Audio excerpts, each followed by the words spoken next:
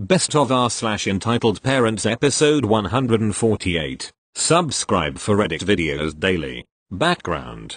Recently a friend made me a homemade mask to wear to work because she's worried about me being in my work environment at 31 plus weeks pregnant. I work in a center for developmentally disabled adults and we are considered essential as a mental health facility. I know it's a risky situation for me to continue to work there, but I need the money to pay for bills my husband can't cover working from home, such as my schooling and our birth plan. I didn't start wearing a mask to work until this week and it's not standard at my workplace, so I was the only one wearing one. Keep in mind that our members don't understand the concept of hygiene or limiting spread of disease and illness. I regularly get spit on at work, and since respiratory droplets are the main concern, protecting my face as much as I can and wiping down surfaces regularly is my way of staying as safe as possible. I'm not paranoid, but I am alert about the virus, so I carry around my own brand of multipurpose wipes that are softer on the skin and safer for me than Clorox wipes. If I catch the virus, it will likely destroy my plan for home birth,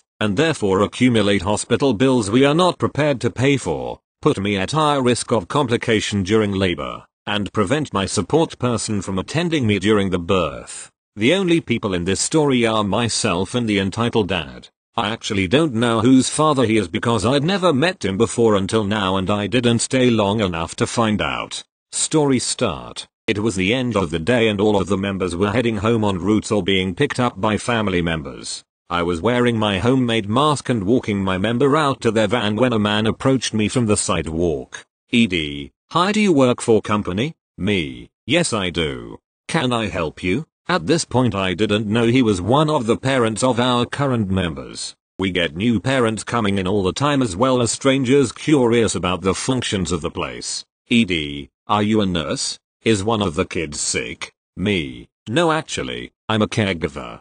So far as we know there hasn't been a case of the virus at any of our facilities. Are you a parent of one of our members?" "Ed, why are you wearing a mask if no one is sick?" Me, "I'm wearing it for protection. To help prevent the spread of illness as much as possible. By the way, I'm very clearly pregnant at this point." "Ed, but when you take the mask off you spread the sickness more." Me, I was confused about what he was saying and wasn't really sure how to respond. "What do you mean?" "Ed, when you touch the mask all of the particles get on your hands and face, so you're just accumulating germs by wearing it. It would be safer not to wear anything." Me, slowly processing everything he just said. "I'm not sure that's how it works." "Ed, I know it is because I've been following the news. Do all the caregivers wear masks now?" Me, "No, I don't think anyone else but me wears one. I'm just trying to be extra careful." "Ed, don't you think that's rude?" Me, "What?" "Ed, I'm saying it's rude for you to wear a mask because it's like you're saying all the members are sick. My son isn't sick. How do you think he feels when you wear the mask around him?" Me, "I'm sure he doesn't care." "Ed, it's degrading. You're acting like my son is diseased and putting up a barrier. And it's not even doing anything for you because if anyone here had the virus I'm sure you'd get it anyway." Me, "If I did have the virus wouldn't you be happier knowing there was a barrier between myself and your child?" "Ed, are you saying you have it then?" "I'd be happier knowing you were at home and nowhere near this facility getting everyone else sick." Me, "I'm saying I could be. Anyone here could be an asymptomatic carrier, and honestly we should all be wearing masks." I felt like at this point it was a good time to walk away, so I went back into the center to gather my things. I didn't see the ED on the way out, so I didn't find out whose dad he was. Thank you. Next. So let me explain the school system. We have 9 classes into 4 houses and 2 groups who learn together, X and Y. So there are 2 art teachers. I'm not sure about the head of art, but the other one is a B. On our first day she goes to saying, "I've had many years and I hope you kids aren't spoiled kids and this generation is always naughty." The worst thing she did is make fun of a student's name. So a student in our class was talking, not a lot but enough to alarm. "What's your name, little man?" As she proceeds to go for his book to see his name tag. Then she pronounces his name wrong. He has a 3-letter first name. The class laughs at her, which they always do whenever a teacher pronounces a name wrong. "It's not my fault his name is spelled incorrectly. PK, poor kid, that's how it's spelled." "Well, your parents don't know how to spell." PT. What? Et. That's not how you are supposed to spell it. PT. No, that's how you spell it. Et. No. In this country you spell it with a Y not an I. Your parents didn't name you properly. PT. The kid was half French half Indian and spoke English fluently but wasn't a fast learner. My parents spell it this way because that's how you spell it. Et. Who had a smug smile during the whole interaction while the student wasn't really happy and obviously offended. Too bad. The worst thing, she got off scot-free. Another story. We had a designing project where she was the teacher in charge. Another class was misbehaving, but because it was her favorite class she did nothing about it. While our class, who for the most part were following instructions except one or two, were being shouted at, and to the point that she called the head teacher. We were dead silent even before the head walked in. But because she was a teacher, the teacher is always right and later removes our project and lets the misbehaving class continue. She gives us drawing instead and we just gave up at this point. Before this, when we were supposed to do the project, she missed 6 of our art lessons to deal with the other deserving classes. Thank God we're in quarantine and thank God I'm not having her next year. I think the kids who chose art will be mentally distressed. BTW, this behavior of hers was only towards our class, and this plus all the detentions she gave at random for the whole class and students I know behave. She got off all this without anything. I have got another story of annoy her teacher and all her horrors were specifically at me. Thank you. Next. This happened just a minute ago. Excuse me for any errors. I'm half asleep but apparently cannot go back to sleep because of this. So, I had a really rough night last night. PTSD was causing me to have some really terrible nightmares, so I wasn't able to properly get to sleep until about 4:30 or 5 am. I'm rudely woken up at about 7:30 when EM swings my door open and walks in. I'm 20 years old and she forbids me having a lock on my door because I might face temptation to sin. Me, what are you doing? EM, coming in to open the windows. Fresh air is good for you. Mind you guys, this wouldn't be a problem, but it's fucking freezing at the moment, and whenever I try to grab another blanket she tells me you don't need that and takes it off me. But it's fucking freezing and the wind is quite strong. She does it anyway. Immediately my blinds start flapping loudly and bashing against the window. My curtains proceed to flap around and nearly knock over one of my guitars on its stand. EM, well, that's the way it is. Me, whatever. God forbid I want another blanket. I'm going back to sleep. She proceeds to ignore me and leaves my curtains open slightly. I can't sleep unless I'm in complete darkness and she knows that. I tiredly call out. Me, EM, you forgot to close my curtains and peg them shut. I told you I was going back to sleep.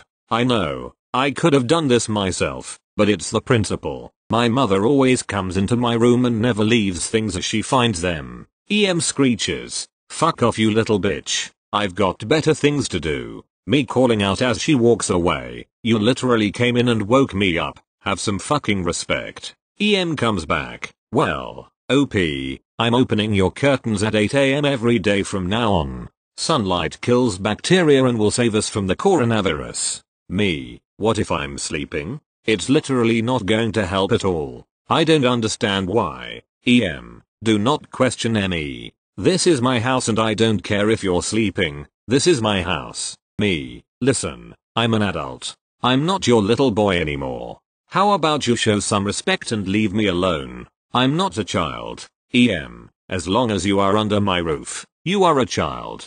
Deal with it. She storms out, but at least she closed my damn door for once. Usually I get told I can't close my door because it cuts me off from the family. Yeah right, says the one that used to tell me when I was in middle school that privacy doesn't exist between a parent and a child. Update. Told her I was getting a lock for my door and she was furious, though she did admit she was a bit entitled and said sorry. She's by no means a bad person, but boy does she flare up sometimes. Thank you. Next. If anyone actually reads this, it's finally done. I get to live with my dad and good brother gets to come to thank you all for your kind words and support, and for those who haven't read it, here is a link to that story. My own M wants to take my phone from me to give to my brother. If you didn't read it, here it is. Long time lurker, first time posting. I'm also on mobile, so any format issues I'm sorry. Cast. Me, stupid kid old who gets spoiled by her great nan. M, entitled Mother EK. Spoilt brother. So this has happened about a week ago. My mother's phone had just gone flat, casing my little brother to start crying because he couldn't watch it. Now my mum, being the person she is, storms into my room while I'm in the bath, no less. Just in case it's confusing, I have an ensuite.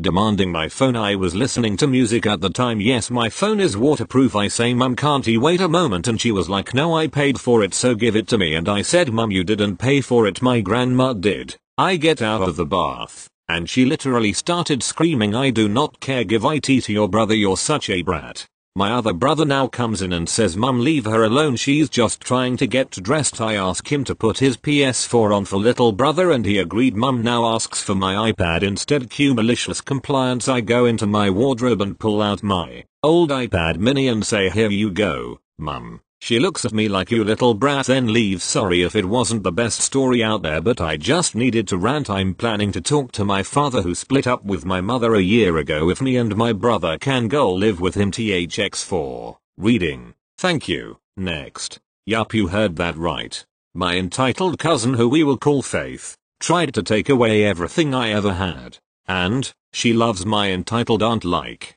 adores her so much that Faith would do anything to please her. She was very special, to say the least. My aunt adopted a girl who grew up to literally be like the mini version of my aunt. She was rude, mean, extremely demanding, and her favorite line was, you can't hurt me, we are family. I never really paid attention to her, nor liked her at all. She was a spoiled brat. My cousin, I dug the Lucas, ignored her. Lucas was never neglected though, because our grandma was the one taking care of him the most, while our aunt, Brittany, because I hate that name, no offense to all the Brittany's out there, doted and adored her. Faith got poisoned by Aunt Brittany and now there's no turning back. I made a story about my entitled aunt who treats me like a slave in another story. NGL. I written it badly. I'm surprised it got so much support. Like, thank you guys. Real quick to clarify. My entitled aunt is Aunt Brittany. My entitled cousin is Faith. The best cousin ever is Lucas. And I'll go ahead and go by my username, Cool Sharp. And my boyfriend will be called Thomas for this story. Let's begin. I was 17 at the time and it was Christmas. I worked 2 part-time jobs in order to make my own money and to be able to afford all the gifts I got for my family and boyfriend. We were all at my aunt's place for this Christmas. Some days were good and other days were bad.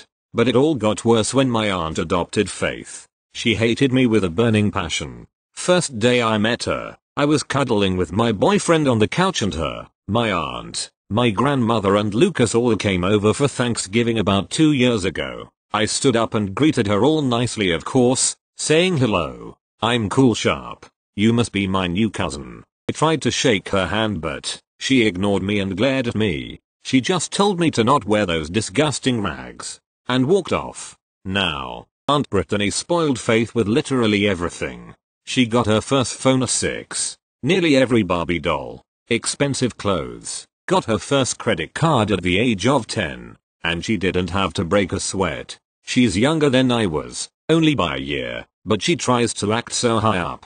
Christmas was the best day. What better day than to spend time with your loved ones, excluding Faith and Aunt Brittany, and your own boyfriend. I pulled up into her driveway, my mother beside me in the passenger seat and my father and boyfriend in the back seats of the car. I hoped out and grabbed the honey roasted ham, and locked up as everyone shuffled their way into the house. Grandma had her arms wide open and Lucas was bugging me to hurry up.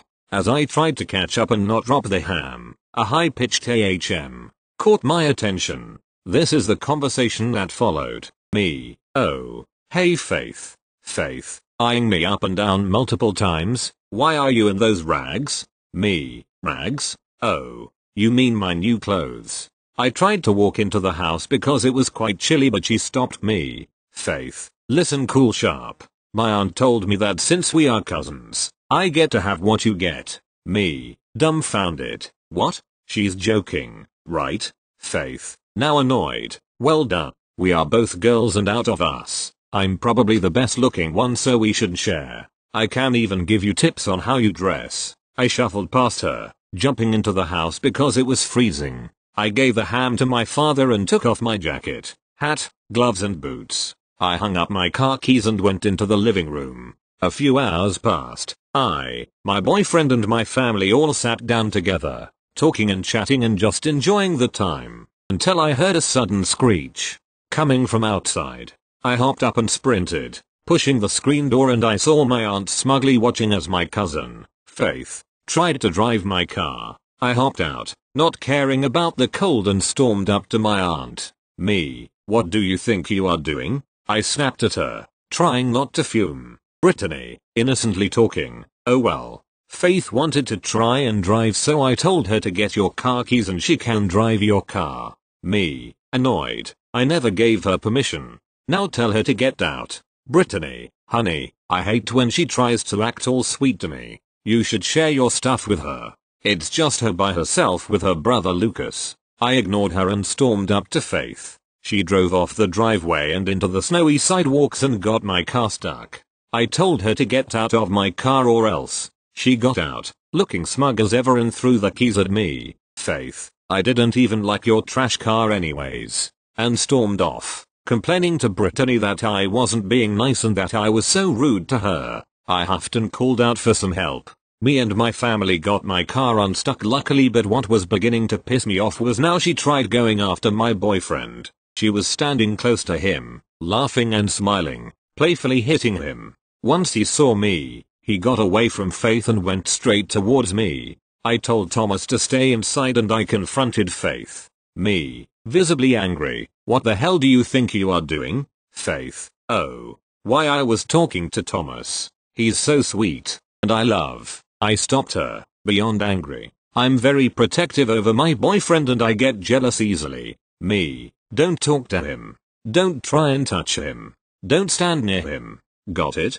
I was pissed. Faith, giving me a smug look. "And what are you going to do about it, Cool Sharp? Why did Thomas even choose you? You are a pig compared to me." Me, desperately trying not to scream. "At least I don't squeal like one when I don't get my way." And I stormed away. Throughout my stay, over and over Faith tried being and getting close to my boyfriend. And multiple times, she took my car without permission and drove it around. It was so incredibly frustrating. I was going to go out and get a few more presents in stores. I grabbed my car keys and then looked into my wallet to try and see how much cash I saved up. It's empty. My wallet had no cash in it. Confused, I checked my pockets, my jacket pockets and the inside of my bag, but still, no money. I asked my parents to what happened to my money in my wallet. They had no idea. I told them I somehow can't find my $200. A couple hours later and my aunt and cousin walked in,